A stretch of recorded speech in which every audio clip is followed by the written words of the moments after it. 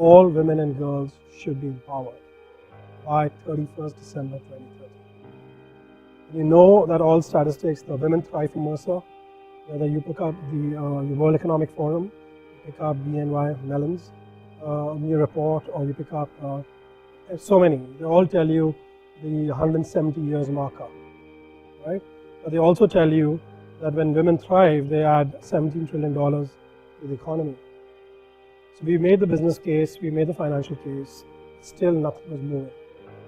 So we really kind of said that, let's use evidence and say that, we need the politics and the politicians to go behind at the leadership level and say that we will achieve gender equality by 2030. So let me come back to the Women's Empowerment Principles. So the Women's Empowerment Principles were co-created by UN Global Compact, very much based on the human rights business principles, and I was also part of the child rights business principles. That's another part of my life. Women's empowerment principles are basically 7 principles which can help you or help private sector companies to look at where we are, where we want to be. So we have about 1,400 companies who have signed, and the signatory have to be the CEOs.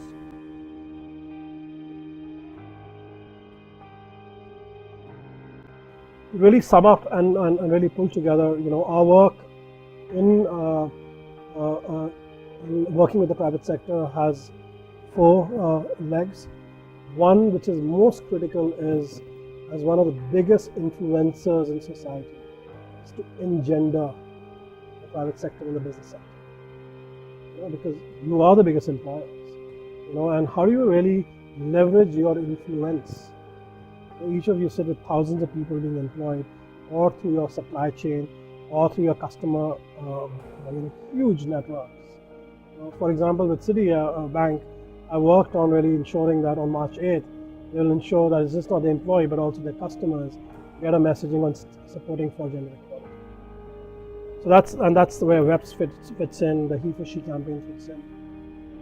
It's engender the private sector. The second is, we call upon you to work through your employee engagement and say that, can you ensure that certain time, if you have an employee voluntary day or whatever day, or join our initiatives. So I can send you the advocacy calendar, see what are the initiatives that we do. And definitely some of the initiatives which are no-brainers are March 8th, International Women's Day, 11th October, Girl Child Day, and 25th of November, which is the Day to End Violence Against Women and Girls. And we have some other relevant days that happen throughout the year.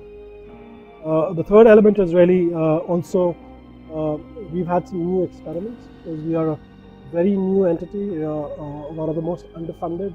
We receive 0.7% of the UN's own budget to us, so we have to do a lot of internal fighting with our own internal folks. It's very typical, same thing replicated in the UN system as the patriarchal piece.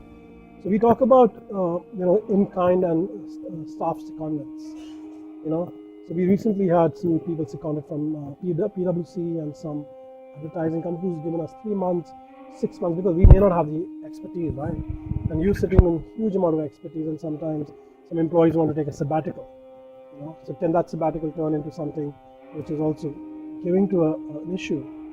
And last, of course, is for us through your sustainability and citizenship engagement efforts, is to really work with us in these countries and the areas that we work in.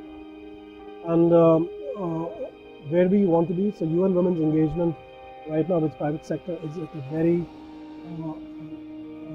basic level, because most of our work really has been, 95% has been member state driven, which is governments.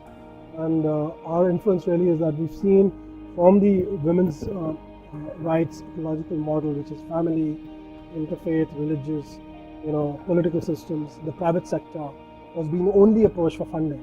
It makes no sense. You cannot approach the private sector and say, only give me money. It doesn't solve the issue at all. It's actually going to the private sector and saying that we need to work with you, engage with you, and call upon you for your responsibility and accountability to join as partners. First and foremost, take your own step internally, but also through your clients and through your customers, and then also to the society at large.